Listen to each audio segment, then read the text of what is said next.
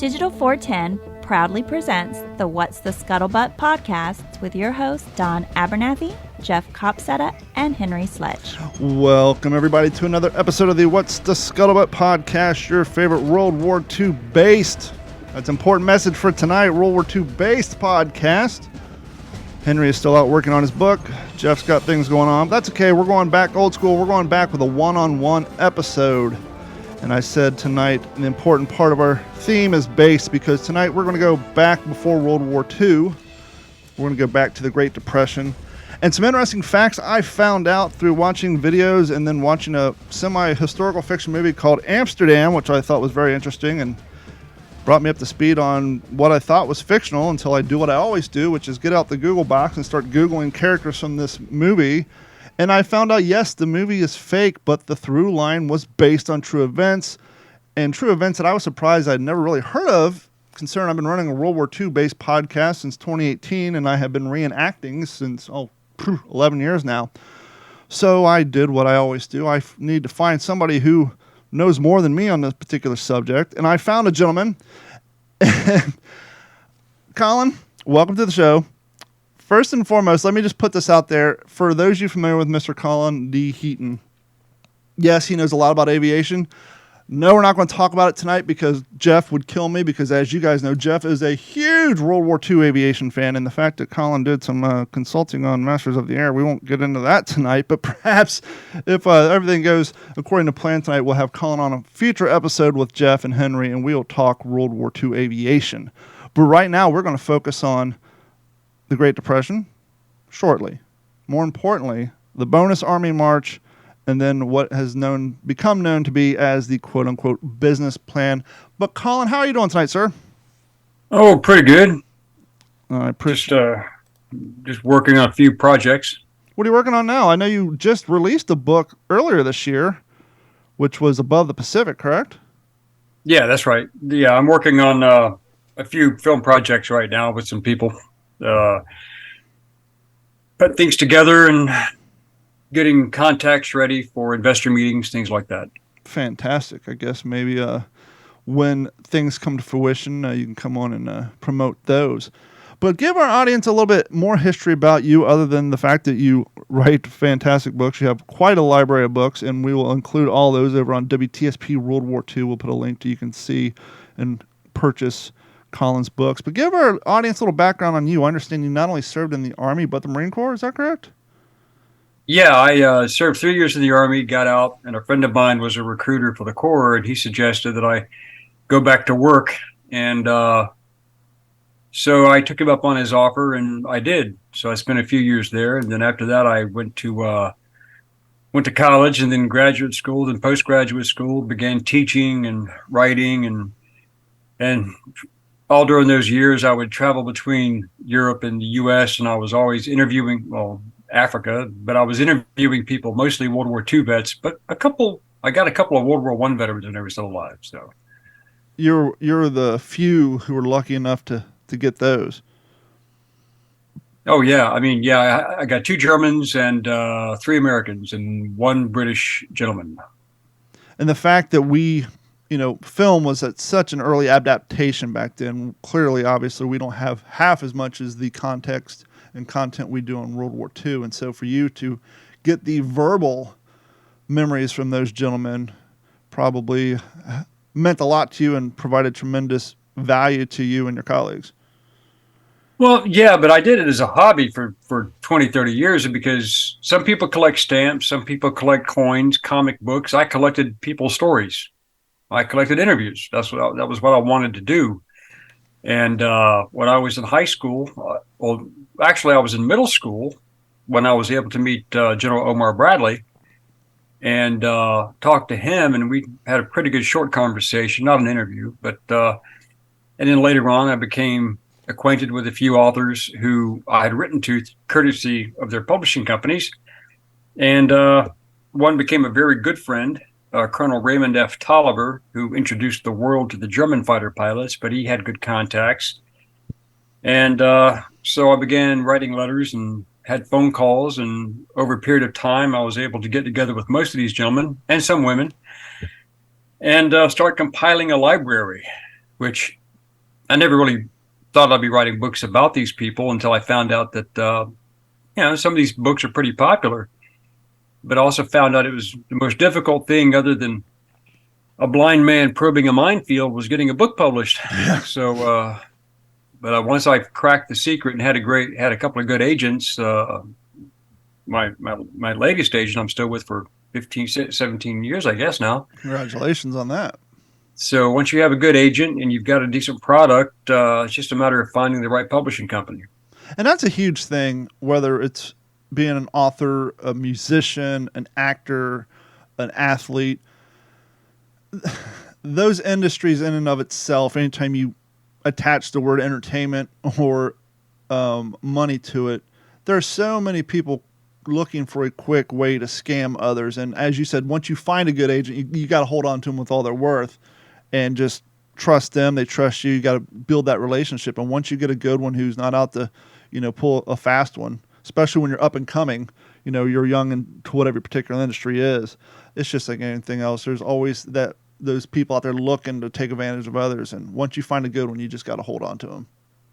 Oh, yeah. And I got lucky because my friend, who's also my entertainment lawyer, knew her, and she had represented some very prestigious authors in the past. She was Eric Hamill's agent for a while. Oh, okay.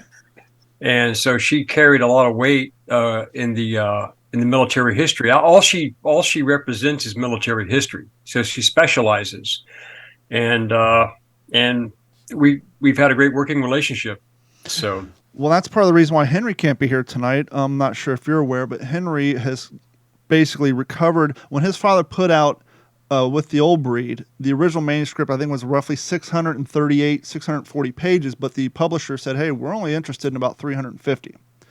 And so some of that context went on to be China Marine, but a lot of it has never been seen, never been published. And so Henry's actually taken his father's, the remaining part of that manuscript, and he's reworking on it and adding his sense experience with his father post-war and some of his father's tellings and memories of it. And he's actually working on a book in an effort to get his father's unpublished work out there into the world so, fans of Eugene Sledge can get more content from his father. And so that's why he's kind of stepped away from the show. He's still part of the show, but he's on hiatus just because he's working a full-time job and trying to get that book out. And as you know, getting a book out, especially when it's going to be your first one, it takes a lot of time to get that just right. Well, I mean, the good thing is, he's working off his dad's work, which Eugene Sledge's memoir is like legendary in the Marine Corps. And it's like it's required reading. And if I give you an example, that's not that unusual, because I'm going to release the second edition of my book, The Star of Africa, because I had a word count restriction. I had to be well below 100,000 words, but I had like 130 some odd thousand words worth of material. They said, no, you got to trim it down. So how do you cut out great stuff and still tell the story? So I did the best I could, but now that I have a new publisher, in fact, Dale Dye and his wife, Julia, their publishing company, Warrior Publishing, are going to take care of it and get the second edition out. Congratulations on that. Is it easier when I don't want to say easier, but is it the process quicker when you go back and pull up material you had already written? Or is it harder because now you got to figure out how to take that content that's already had the beginning and the end cut off of it and then retell it in a new way, but still get to that part of the timeline that was cut out of the original book? Well, for me, it was really easy because I had the original manuscript, and all I had to do is edit the original manuscript. That I kept a copy of the long version, and I trimmed down the short version for the first edition book that came out in 2012, but I still had the long version. So I didn't have to do any extracurricular work on that. It was already there. I just had to make sure it had a better edit. And then I had more information that I gathered from over the years from a gentleman in Australia whose uncle was killed by the subject of the book, The Star of Africa. And I managed to get some stuff from him that I also wanted in the book. But what I left out of the first edition was a lot of interview material that I had with a lot of the Allied pilots, Australians, South Africans, Canadian, and even other Germans, and expanded interview material that really told the story of Hans Marseille, because they either fought against him or they flew with him, they knew him. And so the story's it's a more well-rounded version of that man's life and the people he knew and the people who were involved, because now you have a broader picture. And I'm sure that when he releases the additional unpublished material from his father's book, it's going to be a more complete picture of what he wanted to say. Well, you're the perfect person to ask. Clearly, you wrote the original manuscript in 2012. I'm assuming it took you a few years of research, but clearly the internet has come a long way, and people since 2012, more and more analog documents have probably been digitized, put into databases. Did you find that when you're working on the material that you collected in 2012 and you researched, and now that you're fine-tuning it, and I'm assuming you probably went out and did some additional research, did you find that you're finding stuff that you weren't aware of back then just because more content is being digitized and made more readily available on the internet? A couple of things that were new to me that I did not know had survived the war, but I didn't really have to do a lot of digging for them because a lot of my historian friends loved the book and they want to see the full story told. And Robert Tate, Air Force Lieutenant Colonel Tate, he's retired now, but he wrote a book on Hans Joachim Marseille, which I thought was a great book, and then mine came out. So we were competing books with the same subject, but Bob Tate really helped out with some information, and an Australian researcher named Nick Hector, he's become a friend. He helped out with a lot of additional material that I did not have access to because I've not been to Australia. So really, a lot of the stuff that's online, a lot of it you can't trust unless it is from an archive.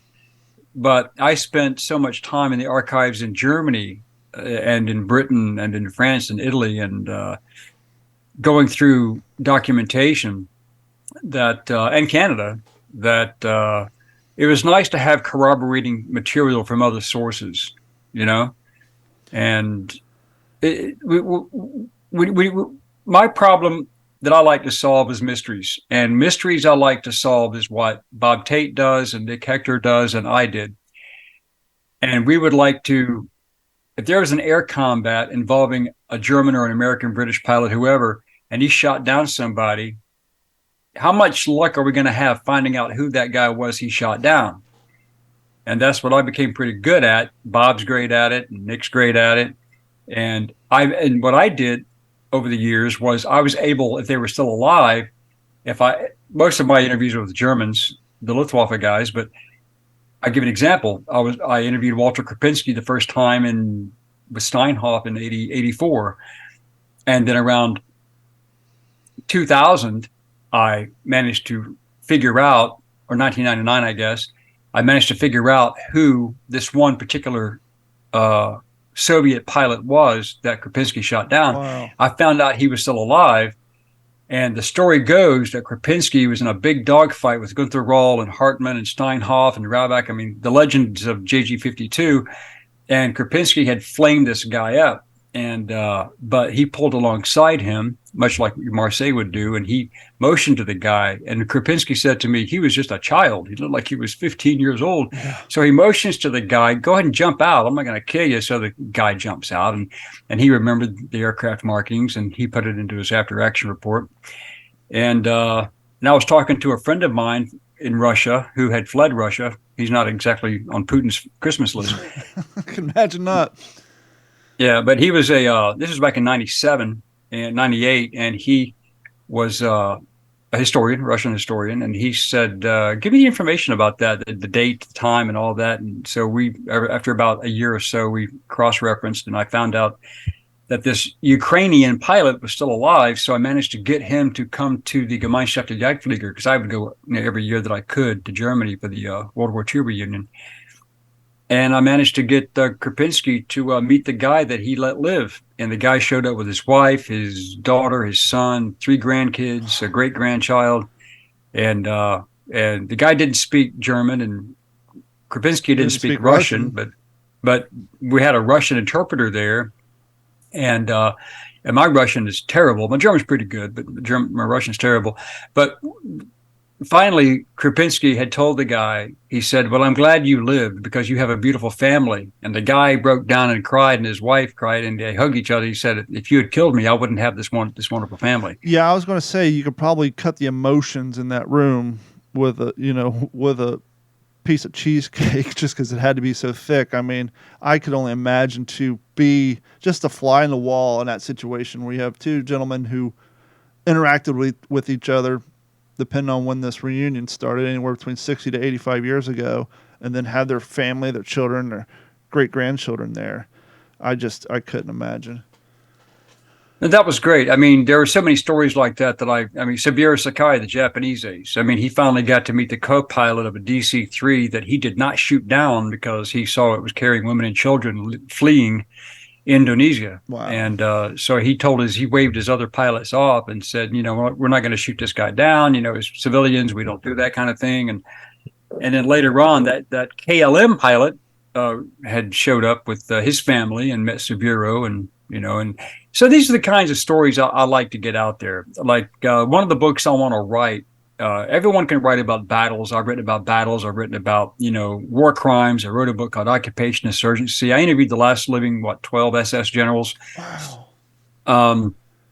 But I want to tell the stories of the humanity of war. The guys who spent years trying to kill each other, but because they didn't lose their humanity, that they did something that would be totally abstract, abnormal, and probably get a few of them shot, but they did it anyway.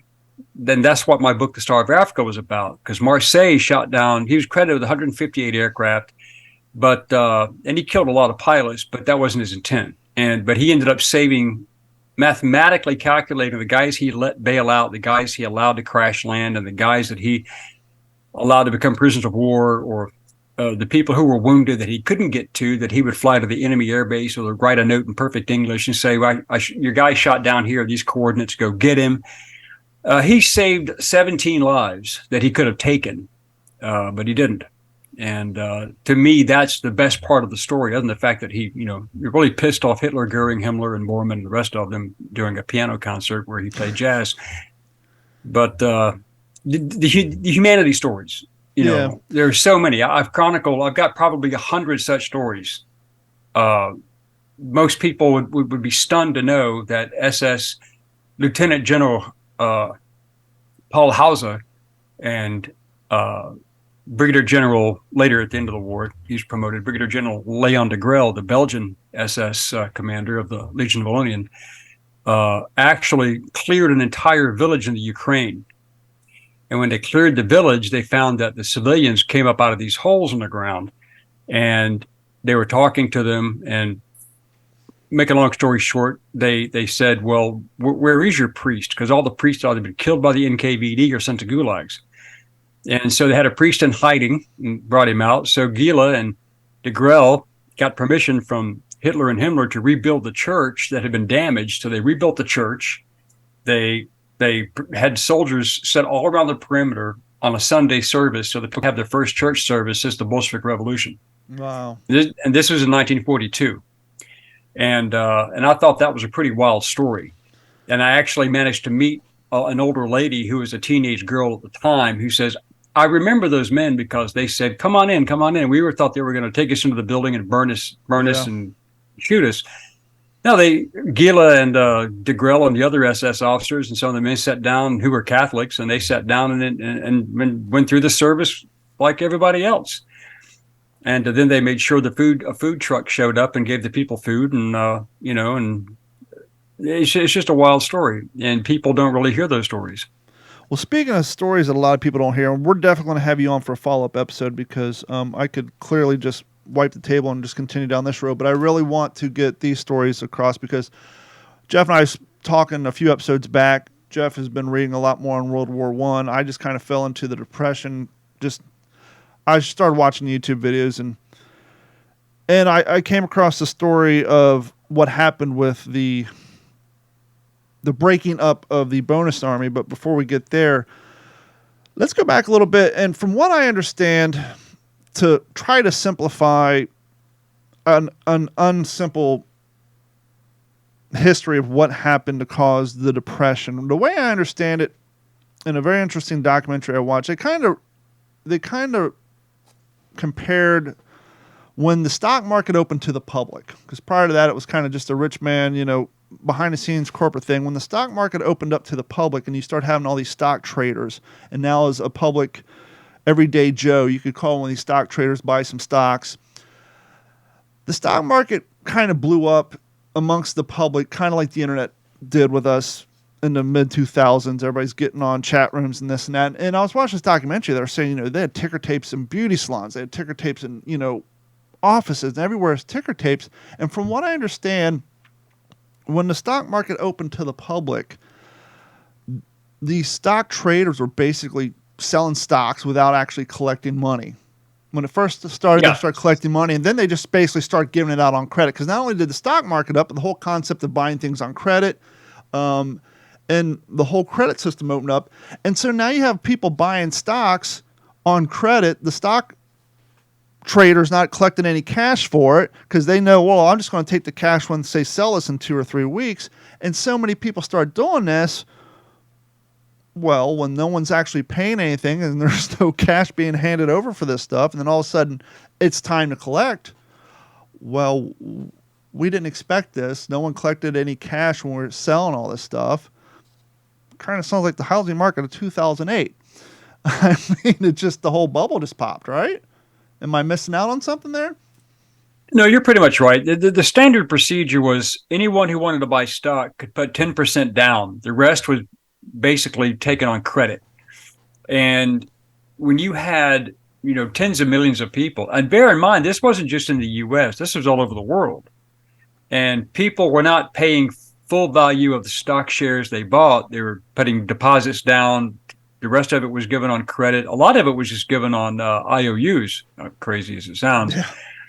And then what it ended up being was the world's largest Ponzi scheme. Yeah. Because pretty soon, some of these businesses were kind of starting to fail. People were living beyond their means. They couldn't afford this new dishwasher. Well, not dishwasher. They didn't have that, but like a washing machine or a car or whatever. A wringer washer. Were buying a wringer washer. People were buying things on credit. Well, when it came time to pay the bill, they wanted to cash their stock in. But you can't cash in a stock you haven't paid for. Yep. And pretty soon the whole house of cards fell apart. And J. Edgar Hoover was warned about this possibly happening. People say, the Great Depression, October of 1929 was this great calamity that just happened overnight. No, it didn't. It happened over a decade. Yeah. And when it happened, it was foreseen. People like Joseph Kennedy, Rockefeller, those guys, they didn't lose money in the stock market because they saw what was happening.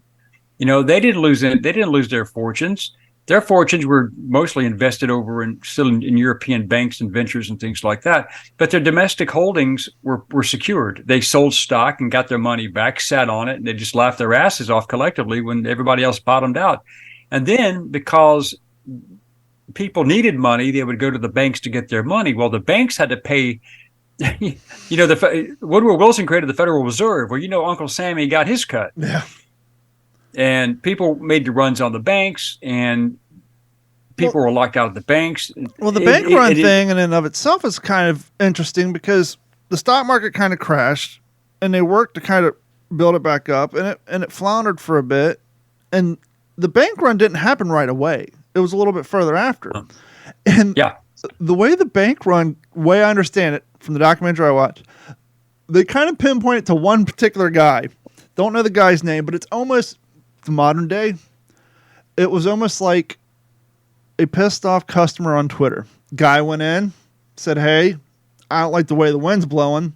I want all my money." The bank says, "Well, we don't have all your money here, but we can transfer it over here. Come back Wednesday and we'll see what we can do." Well, the guy wasn't too happy about that in downtown New York, went outside, started running his mouth. "Don't go in there. They ain't got your goddamn money." People start freaking out. They all start going in there. Everybody started demanding their money at one time. Well, newsflash, if you go to your bank now and say, "Hey, I need to withdraw $100,000, they're not going to be able to give you a sack of cash. They're going to say, hey, we got to either digitally transfer it. If you want money, first we're going to have the IRS wondering what you want to do with $100,000 in cash. But that aside, we're still going to have to, we don't have it sitting in the safe. It's not there. And so everybody just went in, and once you had a whole lobby full of people not getting their cash when they wanted it, newspapermen got involved, radio men got involved, and it just spread across the nation, kind of like the movies from the 90s with the natural disaster or the bacteria of the day. They just showed that map where it's just getting big and redder, and it just spread like wildfire. That's true. And also, people don't really understand that after World War I, Germany was crippled financially after World War I. They were already in a depression. By 1920, that people were living on like $3 a week. Mm-hmm. But Germany had been the largest industrial power in Europe. Only the USA was an equal competitor, if not superior, to German industry. Well, German industry was not able to produce what the Europeans wanted. The Europeans wanted more American production. Well, American production requires capital. How do you get capital? People invest. Well, if you invest in a company, you expect to get a return. Mm-hmm. Well, that money went into the banks. Well, if the money's not in the banks to pay your shareholders and you can't pay your employees, then the strikes were all over the place. I mean, iron workers, auto workers, textile workers. I mean, people went on strike. I haven't been paid in 2 weeks. I'm not going to go to work if I'm not getting paid. And then, of course, the strike breakers came out, and tried to say you have to go to work. Mm-hmm. And so the turmoil was nuts. And I couldn't even imagine being alive at that time and having to deal with that, either as an employer or as someone who was wanting a paycheck. Well, not only that, but you have these European markets. You got these worldwide markets who a lot of them deal with American capital.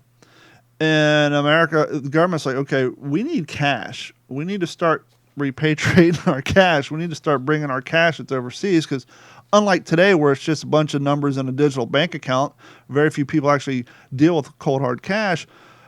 Everybody dealt with cold hard cash, and when it's not there, they started recalling it. And so now you have these other economies seeing a vacuum of the American currency that was in their system, and it impacts them even more. Oh, yeah, sure. I mean, first of all, the first person who's going to feel the impact is the guy earning a paycheck. Mm-hmm. And when that doesn't occur, questions begin to be asked. And a guy goes to his bank, like you said, and the bank says, well, we don't have your money here. Well, the average Joe is going to go, well, I put my money here. Why isn't it here? And when you have several million people asking that question, and if just half that number decide to take action on it, then you have a real problem. Yeah. And the government was not prepared for any of that at all. And the world paid for it because we were the financial center of the world even that long ago. New York, Wall Street, the stock market, I mean, the world revolved around the U.S. dollar and U.S. industry and U.S. capital. So when U.S. capital faltered, there was no backup plan. Nobody had a backup plan. Everybody suffered. And the people who suffered the most were those in Central Europe who had already been suffering heavily because of the reparations clause of the Treaty of Versailles. So I would say the Treaty of Versailles was step one. Mm-hmm. The Great Depression was step two in getting Mussolini and Hitler elected. Yeah. The people don't realize they were elected in a democratic election. We are a representative republic. We're not a democracy. I hate when people say that. Yes, we're not a democracy. Too. We're not. But in a straight democracy, you can vote that bastard out with just one election. Yeah. And that's exactly what they did, man. They're like, wait a minute. These two guys are telling us they're going to take us out of the depression, give us jobs, homes, food, and employ us and educate our kids. And we're going to be able to live a better life. And the Weimar didn't do anything for us. The Italian government didn't do anything for us. So, yeah, that's a good option. So people reached for the lifeline that they could get. Same with FDR. Herbert Hoover had totally screwed the country. I mean, he had totally destroyed the economy, and our national prestige was in tatters. Mm-hmm. Not as bad as what Biden's done now, but FDR ran on a platform of, hey, I'm not Hoover, yep, basically, and that was all it took. Well, that combined with a few other things. So now we have the pandemic. I was in my mind thinking, well, some of this sounds familiar. We had the Great Depression, the Dust Bowl in 1930. So we already had farms and crops missing. So we already had people through the Midwest and the major farmlands hurting on food, which obviously the farmlands aren't producing farms for the larger cities. So prior to this, you had people in the larger cities who were buying these stocks. They were living the high life. But people in the Midwest with the Dust Bowl, crops are hard to come by, couldn't breathe. And so everything just kind of came to a huge climax. And now you have the Depression. You got people out of work, hundreds and hundreds of thousands of people out of work. The dollar isn't worth the paper it's printed on. And so you have these veterans of World War I. And they're like, hey, we need money. Where can we get money? I know. The War Adjusted Compensation Act of 1924. I served in World War I. I was promised money, a total of $625, which in Great Depression money is a damn good find. Problem was, technically, they don't have to give it to me until 1945. Yeah, with interest. With interest. 4% interest on your money in 1945. I was 18 in 1915. It is now 1933. I got to wait another 12 years. The average life expectancy at that time before the Depression was 65-ish. Kind of what they were hoping for if these guys would pass away before they had to cut checks. But hey, I'm going to go down to D.C. and I'm going to demand my money. And two particular guys started this from Washington State, and they started marching. And as they got publicity through newspaper and local radios, more and more veterans who had no jobs, losing their farms, literally losing their houses, nowhere to go. Hey, why not march with my brothers? I want my check too. And a lot of people say, well, they had an agreement. They agreed to it that they would get their money in 1945. The thing they seem to forget, though, is because the House of Representatives ratified the previous agreement, the Adjusted Compensation Act, on July 28th, 1932. The Senate refused to ratify it. So therefore, when the Senate refused to ratify a House vote, it couldn't go to the president for signature or veto. So the senators were the ones who actually screwed the veterans more than Hoover did. But Hoover didn't care because he had already said, well, look, if you were owed $50 or less, you've been paid. And they did pay the people who were owed $50 or less. They got paid right off the bat. Bam, you're good. Sure. If you were owed more than that, then of course they said, well, we're going to give you 4% interest on your money, which is going to be invested until maturation, and you can get it in 1945. But as you said, a guy in 1932 who is, living with the effects of gassing, the wounds he sustained in 1915. He's also now probably in his mid to late 30s, or if not early 40s, depending on the age in which he served. And now you got to wait another 12 years. And by the way, as you were saying, they agreed to it. We all know when it comes to the federal government, you really don't get an opportunity to agree. It's either take what we give you or don't. That's the agreement they had. And even though the act was passed a decade before, in July of 32, it was revisited by the House of Representatives. And again, it was like shut down. Well, that word spread like the measles because that's when guys came from every corner of the country as fast as they could. And when by the end of that second week of July, the estimates say 17 to 25,000 people were in the area surrounding D.C. A lot of these people were on private property owned by a guy who said, hey, you can camp here. It's not on federal property. It's private property. They can't do anything to you. Across the river. Across the river, the Anacostia. And, but it didn't matter because the government could not have 17 to 25,000 people. A lot of them were civilians. A lot of them were family members. But they could not have that many people publicly demonstrating against the federal government in such an open way, because that really makes you look stupid if you're the Fed and you haven't resolved an issue. And Colin just pointed out something very important. This is the Depression. As I said, people are losing their houses, people are losing their farms. So it wasn't just the vets. It was his wife, their kids, because they had nowhere to go. So they're all heading east.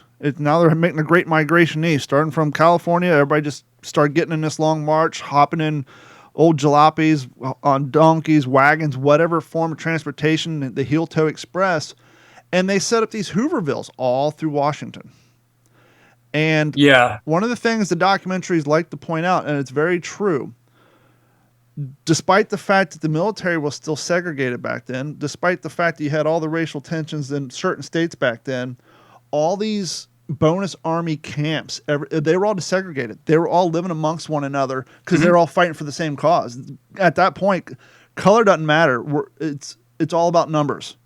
And so you had these camps where literally people were just black, white, didn't matter. They were all there. They all had a cause, and they were all brothers and sisters, and they were going to go down there and stand up and get their money. Yeah, and there were some pretty notable people there too. Smedley Butler showed up, and he was really sympathetic with them, and a lot of other people were there, as well as you also know Douglas MacArthur, George Patton, and Dwight D. Eisenhower. Well, were there. That's what I wanted to point out, because as a World War II podcast and a World War II amateur historian, a living historian, we hear about the greats, Patton, MacArthur. And then I hear this story, and not to skip ahead, so I want to tell it chronologically so we can reveal it to our audience here. What happens, they all start going down to putting up protests. As you were saying, it doesn't look good, and so we need to shut this down. So first and foremost, let's send over the police over to the Hoovervilles to shut these down. As you can imagine, some of them went home. If they had homes, some of them went to go find new homes, but a lot of them stayed because, once again, they had nowhere to go. Now they had what property they own, a mattress or a shack set up over here. That was their house. They had nowhere to go, and they needed this money. And so the police went. Rocks start getting thrown. People start getting pushed. Well, we can't have that, so let's send in the Army. Now, keep this in mind. You got the vets of the war to end our war, the war, the only big war up to this point, protesting for money. And now we're not only going to send in the Army, we're going to send in first-gen tanks. We're going to use gas on them, and infantrymen equipped with bayonets and gas masks, and shut this down. And who did they send to lead this? Please, sir. Yeah, well, Douglas MacArthur, he was chief of staff of the Army at the time. Yep. And he should have known better, because a lot of those men had served under him. And the same with Patton. In fact, one of the guys there was a private named Joe Angelo, who had received the Distinguished Service Cross for saving Patton's life in France, and he was wounded during the process. And he was there. And there were a lot of guys there whose names were known. Eisenhower. Eisenhower, Patton, and others. But as far as the bonus army, some of the men in those ranks of those thousands were people whose faces and names were well known. They were highly decorated men and relatively famous. And so it was very, very bad. It looked very bad for the military to have these former soldiers calling out the government. And then the D.C. police got involved, and there was a struggle there. People got hurt. And then Hoover said, just move the Army in. And that was really a bad call, in my opinion. And Patton kind of had a little bit of sense of not self-preservation, but hierarchy preservation. He went to MacArthur and said, hey, why don't you let a lesser-known person, a lesser-ranked person deal with this, because you're not going to want to deal with the blowback if this thing goes south. And MacArthur's not, I'm good. Let's let it roll. And it did blow up. People did get hurt. I know one woman ended up having, because not only, for the audience's sake, not only did they go in and run them down, but allegedly Hoover put out the standing order, don't cross the bridge. Whether he did or not, that's for history. MacArthur claims he never heard the command, don't cross the bridge. He sent his guys, his tanks across the bridge. One how or another, a fire ensued. They literally burnt down the Hoover towns. One woman, according to history, suffered a miscarriage. I think a couple of children died of smoke inhalation. A couple of the vets, one or two of them, did die from physical assaults, and it was just a PR disaster. Well, it was. I mean, the Army sent in 4 troops of cavalry. They sent in 4 companies of infantry, a machine gun squadron, and 6 tanks. That's a lot of heavy metal, to deal with a bunch of guys wanting a paycheck. Yeah. And the one thing that that really disgusts me as a historian, and I'm not a MacArthur fan. Now, I'm a fan of Patton for many reasons during World War II, but this was not his finest hour. But the first thing they did, and this is funny because if you look at it today, I'll put it in a parallel universe to you. They just basically called the bonus army communists. Mm-hmm. They said, "Oh, they're just red agitators. They're communists. They just want to stir up problems because they're not real patriotic Americans." So yeah, you can go put your bayonets in them. Because they don't want to deal with their own problems. They're looking for a quote unquote handout, even though that handout was a promise for their service to the world, which ironically, those 3 NCOs who were there would later be part of the military that came home with the same, our World War II vets. They got a bonus, if you will. They got, home loans offered to them. I mean, it wasn't the same, but it wasn't that much different. So it's just funny how when it comes to that generation, things suck right now. They're wanting a handout, but it's just interesting how history plays out over time. Well, if you look at it in context, if you look at it much like the bank bailouts, look at the bank bailouts under Obama, right? Yep. The savings loan bank bailouts. The CEOs and the major shareholders, officers of those institutions that lost billions, and of course lost 401ks. I lost investments. Mm-hmm. The people who were responsible were not held responsible. Yep. Barney Frank, much like Hoover, Barney Frank lied to the American public and lied on Bill O'Reilly's show. I watched the episode. He lied to Congress when he was in Congress at the time. And he said Fannie Mae and Freddie Mac are solvent. There's no reason to worry about anything. Keep investing your money. At the same time he was telling that lie, he and his boyfriend were selling every stock share they had. Yep. Okay. And then when it went bust, he's sitting fat and happy, and everybody else paid the price for it. But there was no accountability.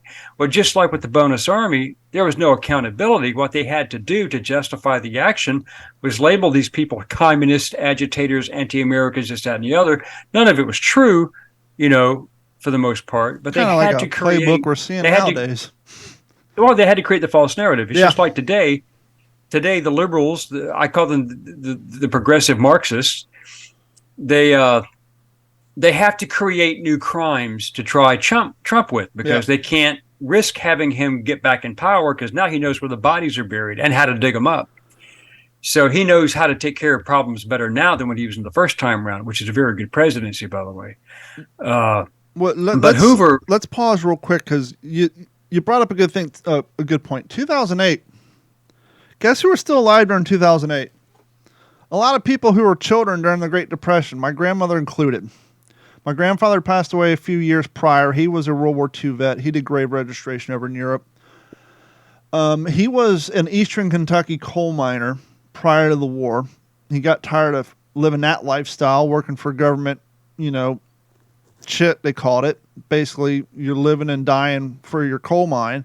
He moved to northern Kentucky outside of Covington, went to work at a dairy farm that turns out my grandmother's father owned. The two met. They got married. During the Great Depression, her family basically lost all their liquid assets. They had property in this dairy farm.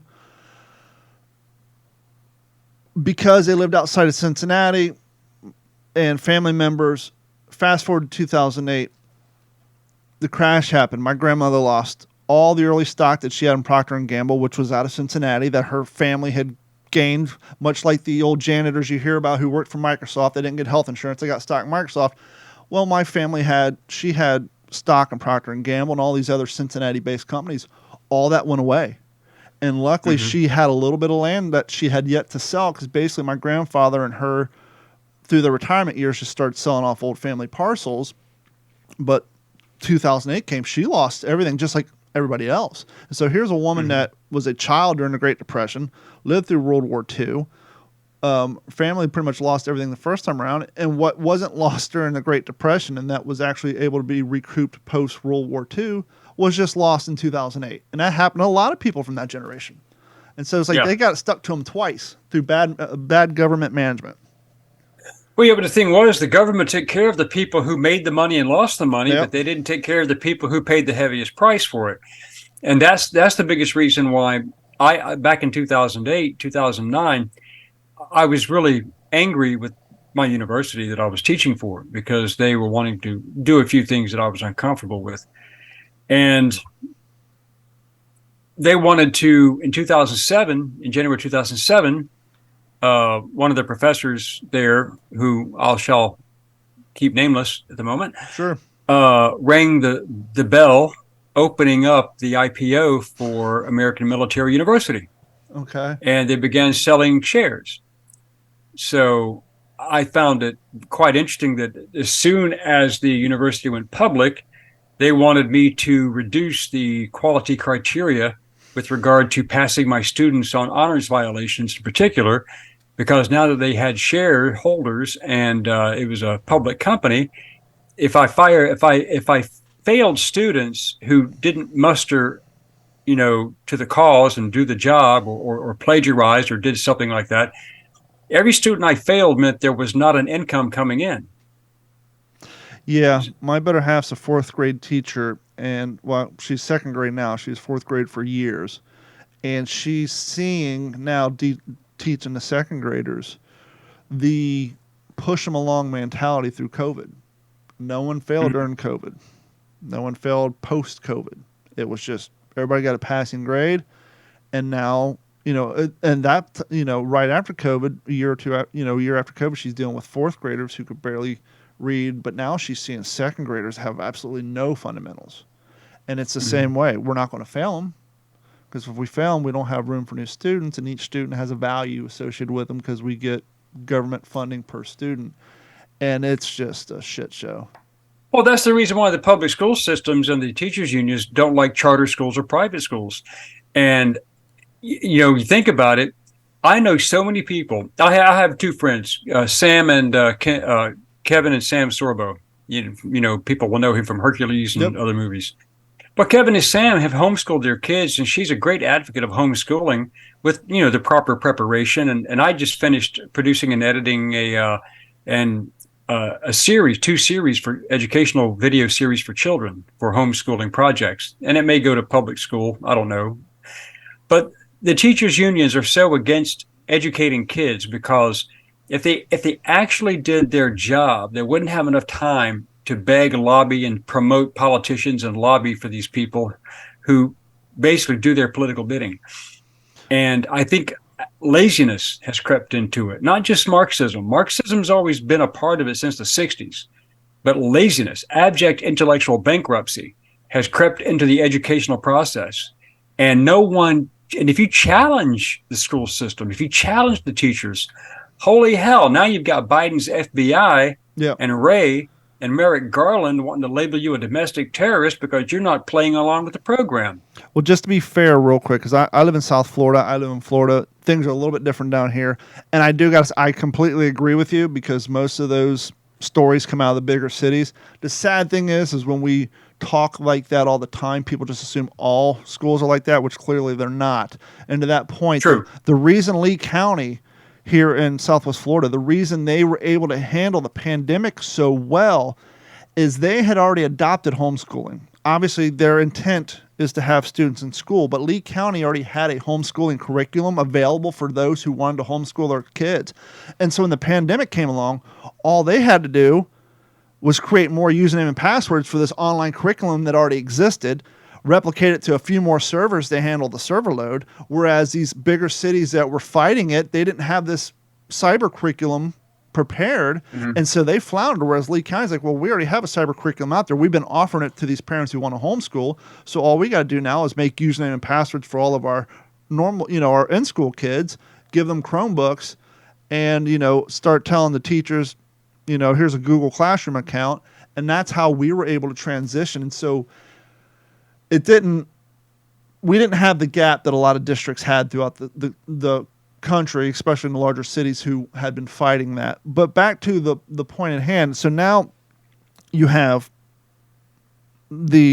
basically almost I wouldn't say a civil war, but the fact that you have all those troops, tanks against guys who have rocks and some wool caps and maybe a fedora here and there and maybe a 2x4. The fallout was so bad that it was perfect timing for the FDR campaign. Everybody's already at wit's end with Hoover. Hoover's claiming he told him not to go cross the bridge. It's not my fault.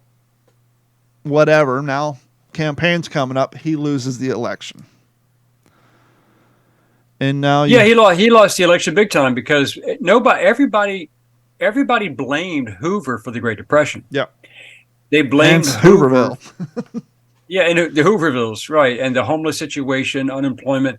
Everyone blamed Hoover, and in most cases, I would say it's not really intellectually honest to blame one man for all the problems, but Hoover has a lion's share of the responsibility for that. Hold on, let me pause. I laughed when he said lion's share because I grew up in the 90s, and I was getting ready to say one thing we all learned from The Lion King, quote, the first rule of management, everything's your fault. And so I was thinking that in my head, and you said the lion's share. And when you're the head, you're the poster boy, you're the face of the policy. What true. It's naive to blame it on one person, but in those sort of situations, someone is going to fall on a sword, and it's going to be him. Well, that's true. And also, you can also put a lot of blame on Woodrow Wilson setting it up when he created the Federal Reserve. Yes. And that hasn't helped the country. No. Who in the hell would, Germany. He basically created a central bank. Yep. A central bank in Germany. And that central bank controlled every aspect of cash. Okay. And in Germany, they didn't have a credit economy until Hitler came along. Then he created a credit economy. People could buy a new Volkswagen in 1935 made by Ferdinand Porsche. If you had a job at 10% down, you could finance a car. You could finance a house. You could have a mortgage. Okay, that's fine. But the difference was that under Hitler's regime, you didn't have unemployment.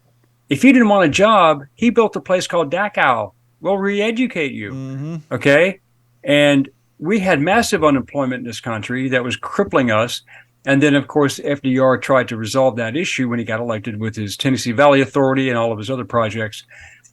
But Hoover was to blame for a lot of that because he allowed that to happen. He could have taken his foot off the neck of business, and he could have actually taken more control over how business was being conducted, but he decided to side along with the stockbrokers and the magnates, and it just collapsed. It burned around him.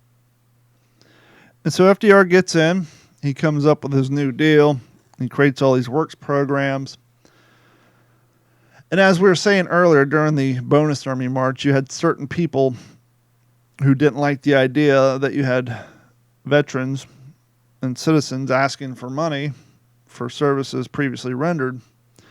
And so now you have these large... I owned a business for 18 years. I'm a capitalist, but I'm also understand that you have capitalists and then you have crony capitalists, and they are not under the same tent. And in this case, you had crony capitalists, and we're talking about just put the word big in front of anything. And that's who these guys were. And they did not like what they were seeing with FDR and all these government works programs because it's going to take money away from their pockets.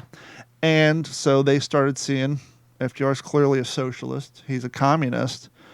Mm-hmm. And about 5 or 6 of these fellows got together and said, we need to come up with a plan. We need to figure out what we can do. And as we've heard since 2008, and again, 2015 and recently, there's a group of people who live by the saying, don't let a good catastrophe go to waste. They're called Democrats. And so we have this fiasco happen against 20, 30, how many veterans were there, the Bonus Army March? Between 17,000 and 25,000 people, of which about 17,500 were actual veterans, is estimated. And there was a gentleman who was speaking at this march, Mr. General Smedley Butler. Yep, Lieutenant General Smedley Butler. Who already at this time had retired from the Marine Corps, one of the most decorated Marines. But at this time, he was no longer restrained by the decorum of the Marine Corps, and so he was making rounds about his distaste and his resentment for how he was used in his mind to protect corporate interests throughout the world during the Banana Wars, the Panama, the fights down around Panama during the Panama Canal, some of the other South American wars that went on, or battles. And so he was kind of on a speaking tour, not happy with the way the wind was blowing.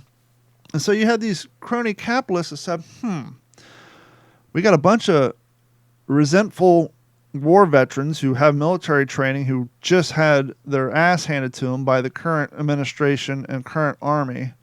We know they're upset, they're resentful, they're probably looking for revenge. We got this guy that they would all clearly stand behind and fight for, who, at least publicly, as far as we know, has shown distrust for the government and disdain for the government, and they greatly miscalculated that step. But this plan was put together by these crony capitalists, and it was an audacious one. And so they sent a proxy down to talk to Mr. Butler, and if you could pick it up from there.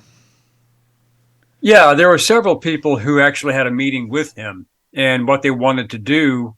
And by the way, the ringleader of this was a fellow by the name of Prescott Bush. Sounds familiar. Most people, I'll make the connection for them. He was the father of George H.W. Bush and the grandfather of George Bush and his brothers. And Prescott Bush basically coordinated with some other very interesting and influential bankers and industrialists, because they saw that FDR's New Deal operation, as you said, big business could hardly ever compete with the federal government when it came to paying wages. Okay, if the government wanted to, spend like tax and spend like FDR did, then it'd be very hard to get those workers and pay them the wages and make a profit. FDR wasn't worried about making a profit. He was worried about making a political lifeline for himself. And Prescott Bush organized this coup d'etat to basically effectively, forcibly remove FDR from office and replace him with a more compliant person to be chosen at a later date, although some names were bounced around. Smedley Butler was recruited to lead all the veterans that he could find. And at that time, there were about 100,000 veterans who had been signed on to this thing.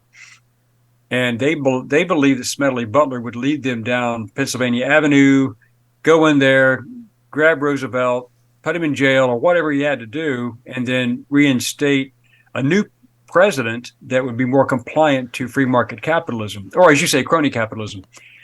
And Smedley Butler refused. He said, look, I may not like the government, and I may not like the way the government handles foreign policy, and I don't like the way that we get thrown into the meat grinder so you guys can make money. But I swore an oath to the Constitution. The Constitution says that this is called treason, and I'm not going to be a part of it.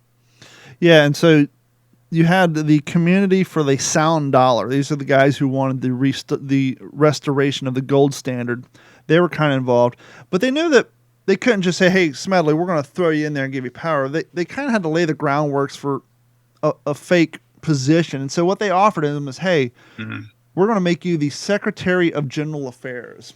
Nice nameplate you can put on your desk. But as you said, despite his distrust for the jobs that he had to do in South America, and in his words, be the police for American interest,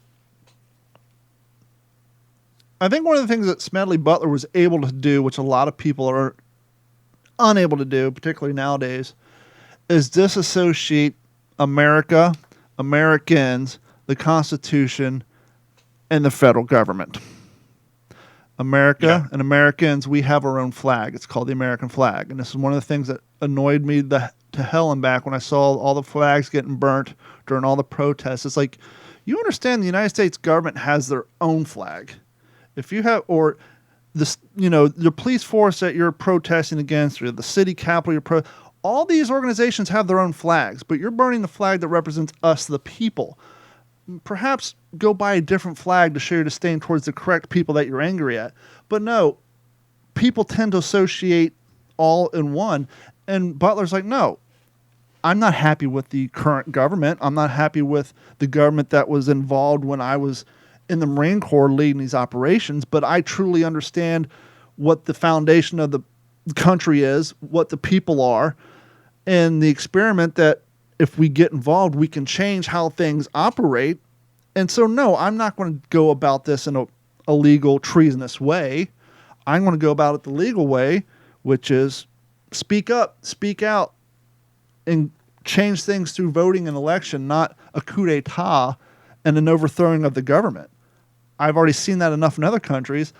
I'm not going to be part of it. And that's where they completely miscalculated him.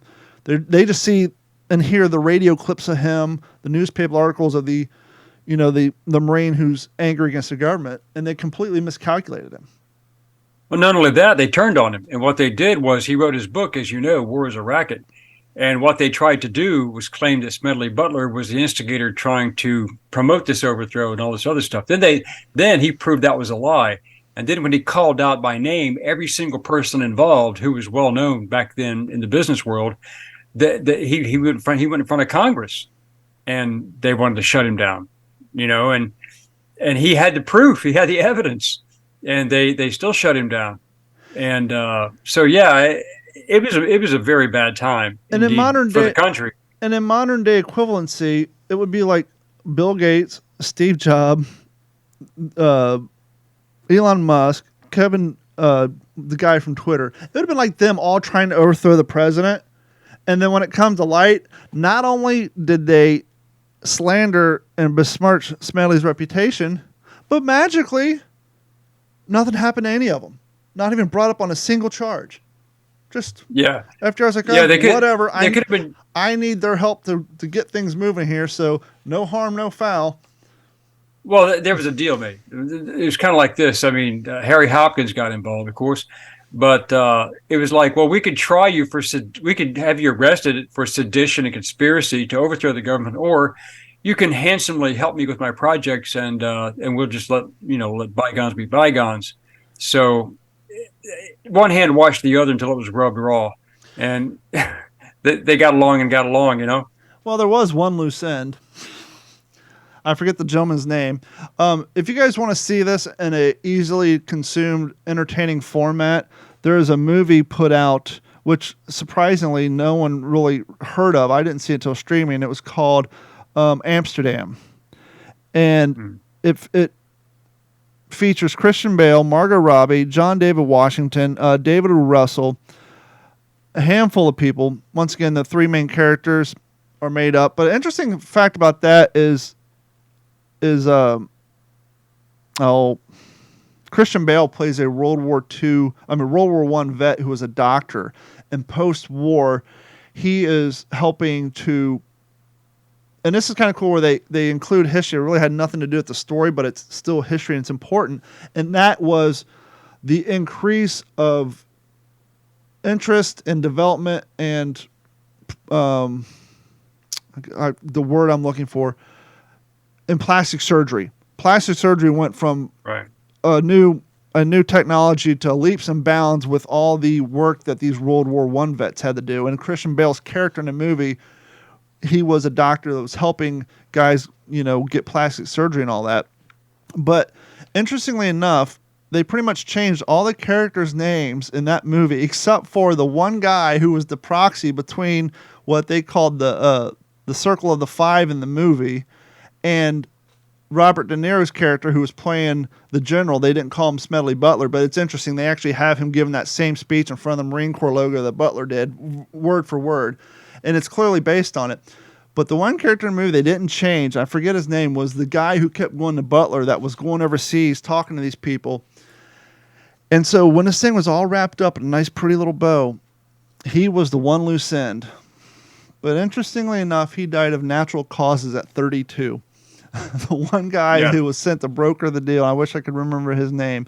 He's the one guy who just up and died of natural causes at 32, which is, well, there you go. We got rid of, and he too was a World War I vet. Yeah, government, you're going to make people turn into conspiracy theorists. You keep talking like that.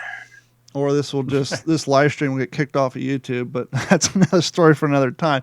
Speaking of which, for those of you watching this, I know I put out a video last Saturday. Henry Sledge reacts to HBO's The Pacific. Took me 13 edits to get it through. Copyright on YouTube, which I don't know why there's so many videos. The video was up for a total of 18 hours, had 524 views, and then was taken down by YouTube for copyright, even though I already submitted it 13 times until they approved it. So if you head over to, so if you're looking for it on YouTube, you're not going to find it. But head over to WTSP-World-War-2.com. You can see it because, imagine that, Rumble doesn't care. It's still up on Rumble, and it's up on Utah Gun Exchange, YouTube. And so the video is still there. We're still going to work on a part 2. I really wish we could have got it up on YouTube because that's where most of y'all watch us. But it's not on YouTube. For whatever reason, after 18 hours, they decided, nah, we're good. And they took it down. But if you want to see the video where Henry reacts to the first 5 episodes, not every, we just pick selected clips of his father and how they portrayed him in the miniseries. And Henry talks about it.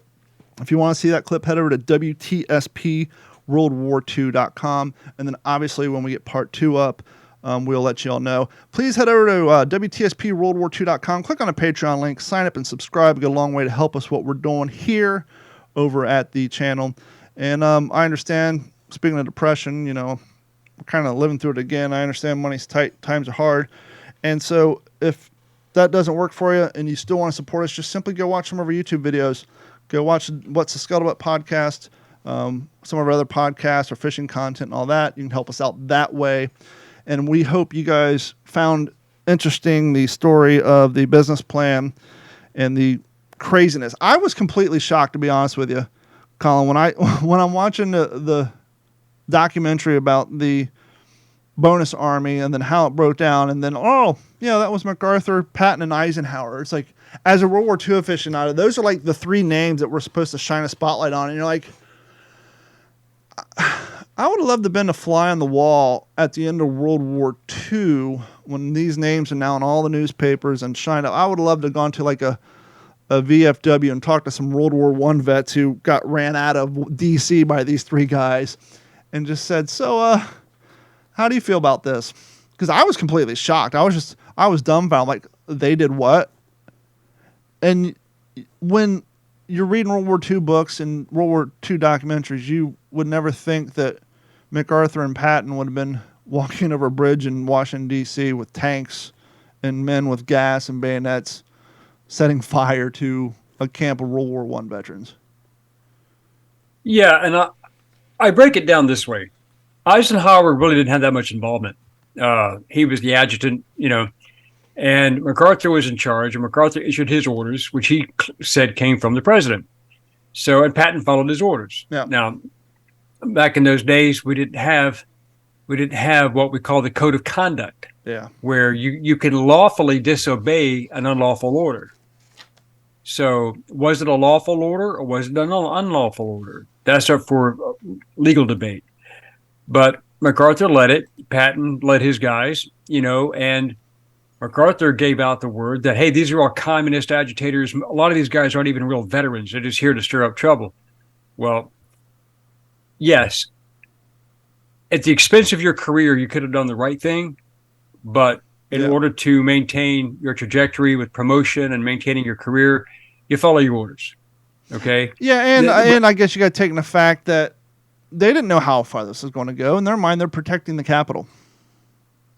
Well, that was the thing. The whole purpose of the exercise was protect the Capitol from encroachment. Yep. Don't let the violence spread beyond this area. The D.C. police had already had their collective asses handed to them. Yep. And the Army had to step in to back them up, and because they were not capable. They didn't have the manpower or the equipment. So really, I blame all of that on Hoover. Oh, I do too. I wasn't blaming it on those 3, but I was surprised to see those 3 name associated with that event. It was just like, wow, I never knew that. Never saw that coming. And never once it came up in all my books, all my reading on World War II that was even a thing. So I was just, one of the things that came out of that, and it's not been verified by written documentation, but it's been stated verbally by other people, was that Hoover, when he gave his order, he said that he had intelligence that there was going to be an assault upon the Capitol. Yeah. The communist insurgency was going to attack Washington, D.C., and it was going to be utter mayhem. Yeah, and because you got 20,000 people. Yeah, one thing we forgot to mention is the decision whether or not they were going to preemptively give them their bonus money went to a vote. And much like politicians do, they waited till midnight, they voted no, they all snuck out back. And so all these protesters out front really thought, okay, they're voting on it, here's our chance. And then they found out at midnight they voted no and snuck out of the back. That's when the anger. And so now you have the D.C. police, the authorities saying, well, these guys are completely upset that we voted no. There's a good chance we have intelligence that they're going to do something about it, and so we need to act.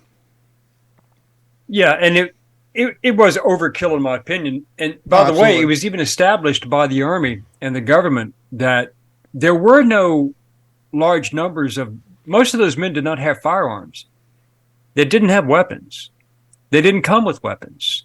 There were a few who had weapons, but I mean, but out of 17,000 guys, if 17,000 guys had long guns and pistols, then that would have been one hell of a bloodbath.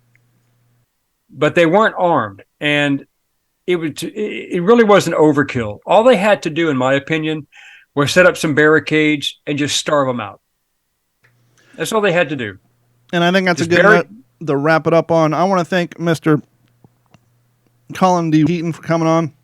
And thank you guys so much. We will come back with you all next week for another episode of the What's the Scuttlebutt podcast. Real quick before we go, where can people find you on social media? Well, I have a Facebook page that one of my publishers suggested I create a few years ago. I have a Facebook page. I'm on LinkedIn. I'm on IMDb. And I am also on YouTube with the Forgotten History channel. And on that, we will talk to you all next week. This has been a Digital 410 production.